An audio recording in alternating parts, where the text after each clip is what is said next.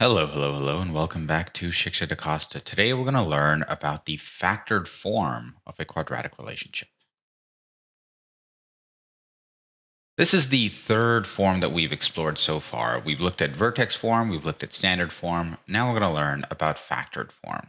And as part of this lesson, we're going to learn the connection between the equation and the x-intercepts. After this, you should be able to determine the connection between the factors of a quadratic and the x-intercepts, and you should also be able to interpret them and relate the x-intercepts to something called the roots. To start off here, suppose you had two numbers.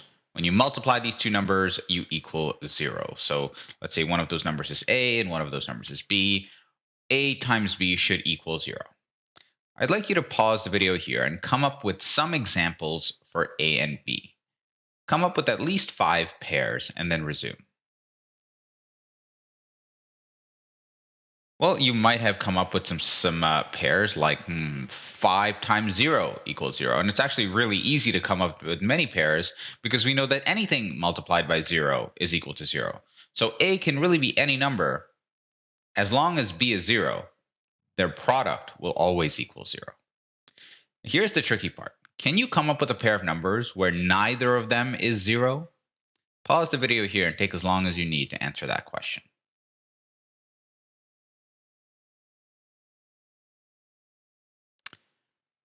Well, hopefully you didn't waste too much time on this, but the answer is actually no. Any non-zero number times another non-zero number will always be a non-zero number.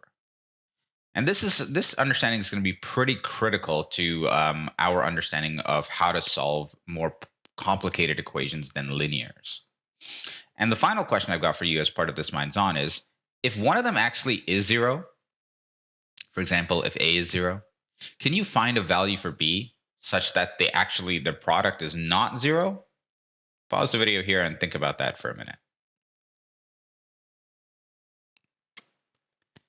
Again, I hope you didn't waste too much time on this because you should know by now that any number multiplied by 0 is always going to equal 0. This statement will never ever be true. So today we're going to learn about in my opinion, the most useful form of quadratics, factored form. The factored form for quadratic relation is y equals a times x minus r times x minus s. And the name factored form obviously comes from the fact that there are 3 factors here. There is the a value itself. That's one of the things that's being multiplied.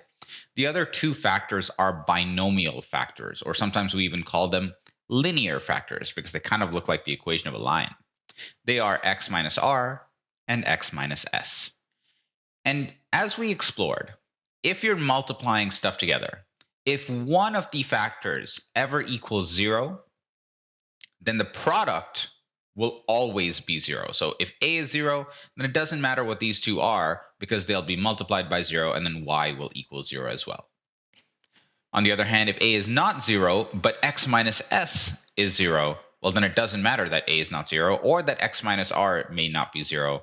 As long as one of them is 0, y will equal 0. So imagine, for example, a quadratic like this. Y equals 3 times x minus 2 times x plus 5.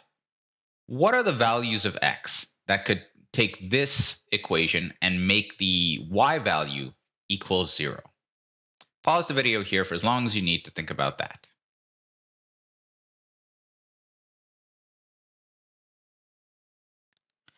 Well, these are the 3 factors involved in the equation. And remember I said if any one of these equals 0, then the product will equal 0 as well. And this factor here can't be changed. No matter what we change x to, this 3 is always going to remain 3. But these 2 factors actually can be changed. Let's take a look at this one here. In this case, how can we get this to equal 0? Well, 2 minus 2 equals 0. So if x is equal to 2, then this factor would equal 0. And if we're looking at this factor next, if x equals negative 5, then negative 5 plus 5, of course, is equal to 0, and that would make this equal 0.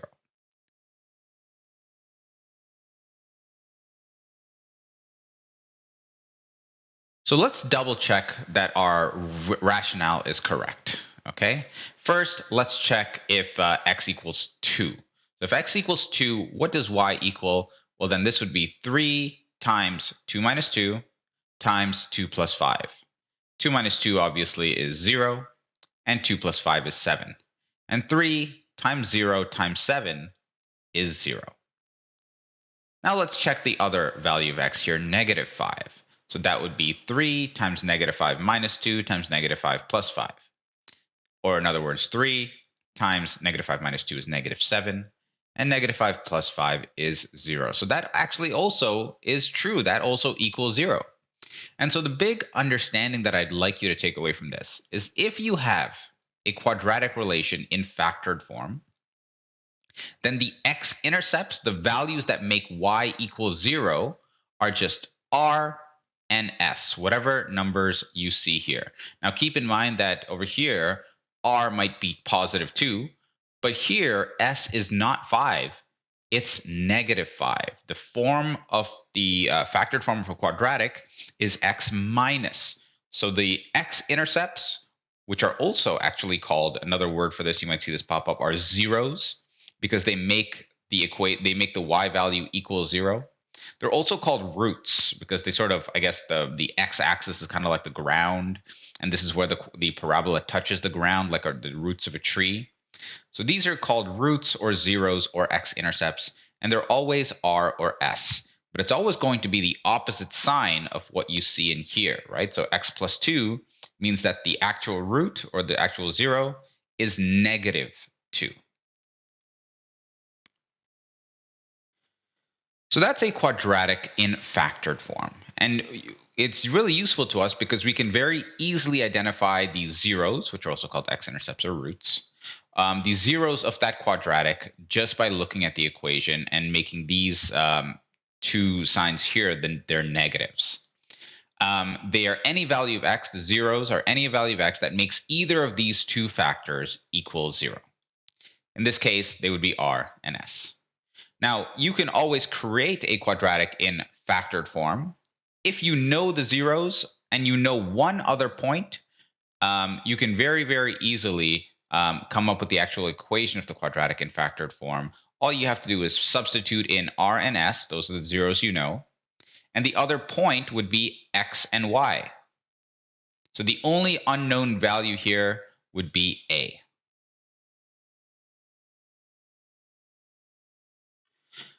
Let's see if we can find the equation of this quadratic relation here. So we know that the factored form of a quadratic is y equals a times x minus r times x minus s, where r and s are the two zeros. And in this case, I can see that the zeros are right here and here. That's 1 and 3. And it doesn't matter which one you assign to r and which one you assign to s. Now, in order for us to find out what the a value is, I need a point. I need an x and a y. Unfortunately, I actually have many points that I could use here. The only ones that I'm not allowed to use are the zeros, because that'll give me a sort of a divide by 0 error if I try to use one of those. The two other points that I might say for sure that I know are one of them is up here at 0 and 15. The other one's down here at 2 and negative 5. That's the vertex. The y-intercept and the vertex are always two really, really useful points to use in these situations. So those are my 2 points. I know that I can use either one, and all I have to do is plug them into my equation and solve for a. So that's my equation with all of the values that I know replaced. I've chosen to use the vertex as my point here. So the x values are 2 and the y value is negative 5. And now I'll start to evaluate. 2 minus 1 is 1. 2 minus 3 is negative 1. The product of 1 and negative 1 is negative 1. And when I divide both sides by negative 1, that'll cancel that out. And I'll be left with, on the other side, positive 5. And so the equation of this quadratic is pretty easy. I just have to substitute in 5 for a, and then 1 and 3 for r and s. And that's so easy to do. So this quadratic, this graph can be created by graphing y equals 5 times x minus 1 times x minus 3. Let's look for the zeros of this quadratic relation. So they're usually really, really easy to identify. They're any value of x that makes either of the two linear factors equal to 0. So if either one of these ever equals 0, then when I multiply everything, the y value will be 0 as well. Okay, so these are my three factors. Obviously, this one I cannot change at all. But this one is pretty easy to see what value of x makes it 0. 5 minus 5 is equal to 0. So one of my zeros will just be positive 5. The other one here is a little bit harder to figure out. So I'm going to try to tackle it with a couple of steps because notice the coefficient of x is not 1 like it normally is.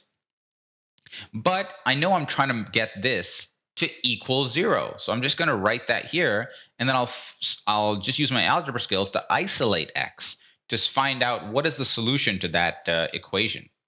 So that's how I'm going to tackle this factor. I'm going to subtract 1 on both sides first, and then I'm going to divide both sides by 2. And I'll see that, oh, if x is negative a half times 2 is negative 1, and negative 1 plus 1 is 0.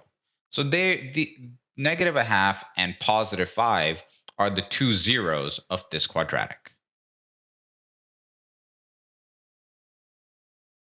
Let's see if we can find the vertex of this quadratic if it's given to us in factored form. Now this is actually pretty easy to do, and this is a very useful technique actually for sketching a quadratic if it's given in factored form. Looking at this, I can very easily identify that the values of x that make y equal 0 are 8 and negative 2. 8 minus 8 is 0, and negative 2 plus 2 would be 0. So that means that these two, 8, 0 and negative 2, 0, are actual points on the graph. And if I were to pull up, for example, an x-axis, I know that there's going to be a point right here at 8 and a point right here at negative 2. And because I know that the a value is positive, I know that I will probably have a parabola that kind of looks like this. Okay, notice I don't have a y-axis here just because I don't really care about the scale. I'm just trying to get a quick sketch of where the vertex will be. And if you look, it's right there, right? And that means that its x value is going to be, or it's right on the axis of symmetry, which is something that I might have talked about before, you may have heard of. And the axis of symmetry is a line that goes right through the middle of a quadratic, okay? Any 2 points that have the same y value, like the zeros, are equidistant from the axis of symmetry, which means they are both the same distance away. The axis of symmetry is right in the middle of any 2 points on a quadratic that have the same y value. And to find a number that's in the middle of negative 2 and 8, I could try to use the x-axis and estimate. It would be like right over there. But I could also take those and average them. So 8 plus negative 2 divided by 2. The average of these two numbers is 3. And yeah, if I were to estimate, that would be 3 as well, right? I'm going up by 2s. 2, 4, 6, 8. So if this is 2 and this is 4, right in the middle would be 3. And so the axis of symmetry is the line defined by x equals 3. Now that actually also happens to be the x value of the vertex. So what that means is when x is 3, what the heck is y? How do we figure out what that is? It's actually pretty easy. We have an equation, and that tells us how to find y if we know x, and now we actually do know x. So if we plug in 3 into here, just like I've done here, you can see that this will turn into negative 5, this will turn into positive 5, and 4 times negative 5 times positive 5 is negative 100. And so the vertex is at 3 and negative 100. Now, obviously, since a is a positive number, the vertex here, negative 100, represents the minimum value of this quadratic. So I hope you got a chance to see here how useful factored form is, both in terms of finding out when y equals 0 and in terms of graphing a quadratic, and how easy it is to actually obtain an equation for any quadratic relation if you know the zeros and you know one other point.